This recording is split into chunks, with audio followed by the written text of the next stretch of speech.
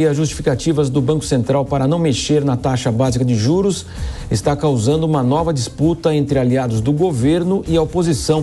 A repórter Letícia Miyamoto agora traz todos os detalhes. No dia em que o Banco Central divulgou a ata da reunião do Comitê de Política Monetária, que manteve a taxa Selic em 13,75% ao ano, a presidente do PT, Gleisi Hoffmann, usou as redes sociais para atacar o Copom.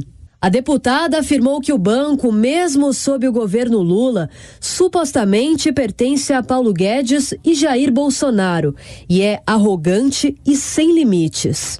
Para a petista, a autoridade monetária quer desacelerar a economia e manter os juros altos sem se importar com o Brasil. Ela ainda acusou o Banco Central de fazer chantagem com a regra fiscal.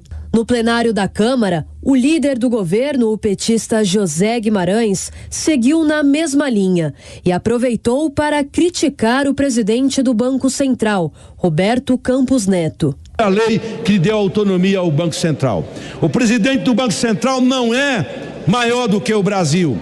Ele precisa considerar que há uma nova realidade do país, independente dos esforços que estão sendo feitos pelo governo, pelo ministro Haddad, para dar estabilidade fiscal e social do país.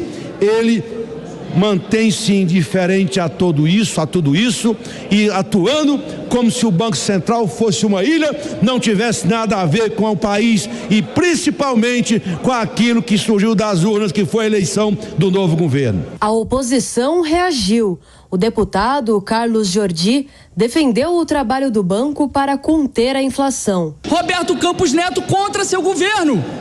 Roberto Campos Neto foi eleito um dos melhores presidentes de Banco Central do mundo.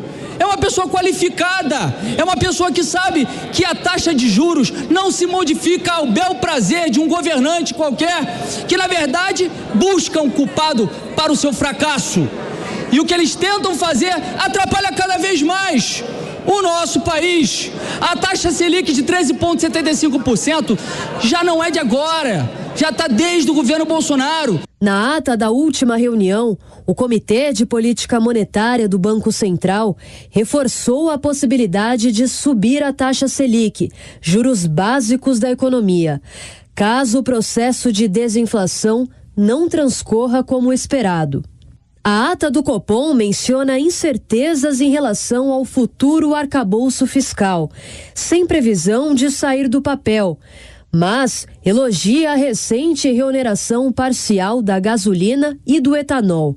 A instituição diz que segue vigilante, avaliando se a estratégia de manutenção da taxa por período prolongado será capaz de assegurar a convergência da inflação.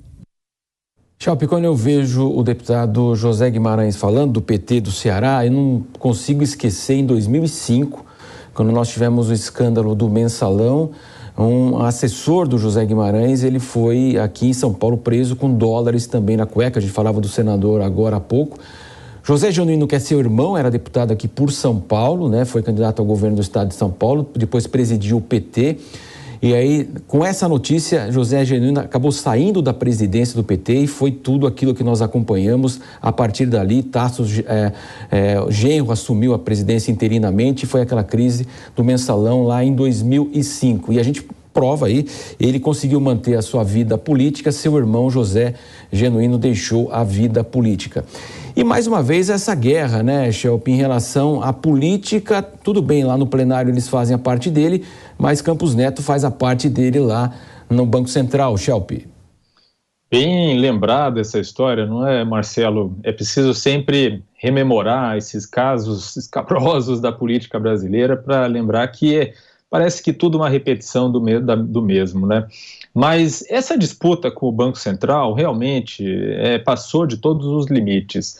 A gente viu na ata do Copom, de fato, algumas menções, né, justificativas que são dadas para a manutenção da taxa básica de juros, que entram no campo da política, entram no campo de comentar, por exemplo, as políticas econômicas, medidas que estão sendo adotadas pelo governo. No momento, por exemplo, em que elogia a reoneração dos combustíveis, no momento em que fala sobre a necessidade do arcabouço fiscal. Só que essa politização, essa entrada do Banco Central na discussão política foi iniciada, foi aberta, né?